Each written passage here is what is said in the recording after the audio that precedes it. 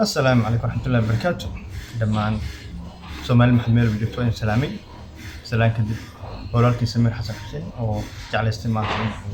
كلب يريد لنا ذاقو سان لو سoconna بريهن سوشيال ميديا waxyaabo aan bulshadeena wax badan aan soo kordhinaynin ayaa mar wali dhaxmaraya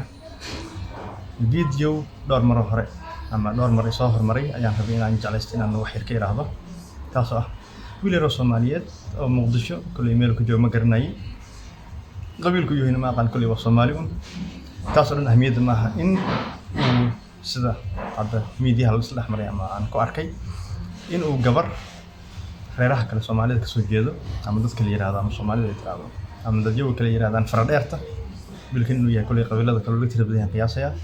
asagana uu leeyahay war miyaanan geyn gabadhaas aniga nin lixlaxad qabanay islaam ah nin Soomaali ah miyaan gabadhaas geyn anagoo og in gabdhaha markay qurbaha tagaan ama wiilasha markay qurbaha tagaan intaba ajaanib ay guursadaan klibkaas ayaan jeclaystay inaan wax ka iraahdo iyo cunsuriyada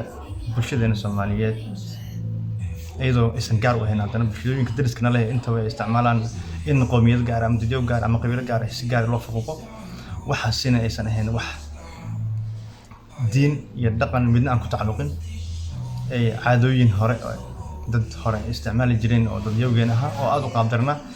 rabana casrigan caalamiga ah maadaama aysan la jaan qaadi karin meesha in laga saaro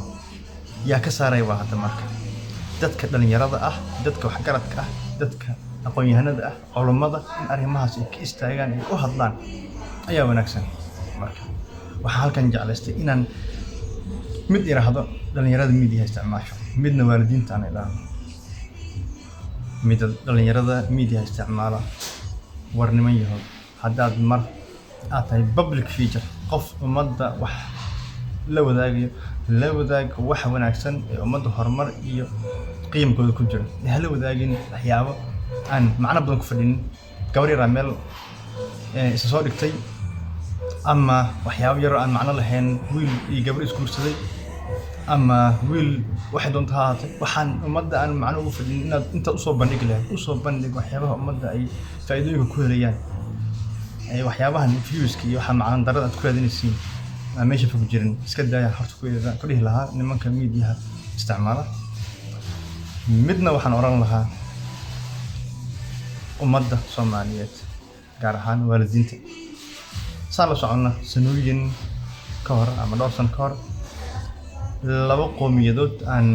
iska guursan ayaa waxa dhacday inay gabar iska guursadaan taasoo ay sababsatay in adeerkii wiilkaas dhalay nolosh lagu gooyo taasoo nolol aad u xanuun badan ahaa bulshada Soomaaliyeedna ku ahayd nabar aad u xanuun badan marka waxaan jeclaan lahaa in arrimahaasi oo kale aysan mar labaad ugu soo noqon dad joogis calmaday isguursaday ama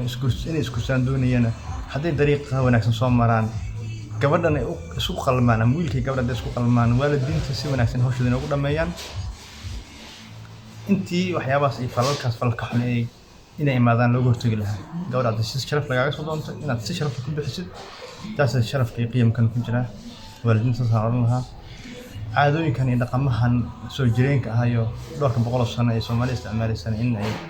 meesha ka baxdo mustaqbalka dhow maadaama ay la jaan qaadi karin casriga aan joogno maanta waxaan rajeynayaa inay meesha ka bixi doonto ilaahayna khayrkan waafajiyo wad ma santiin salaam barakaatu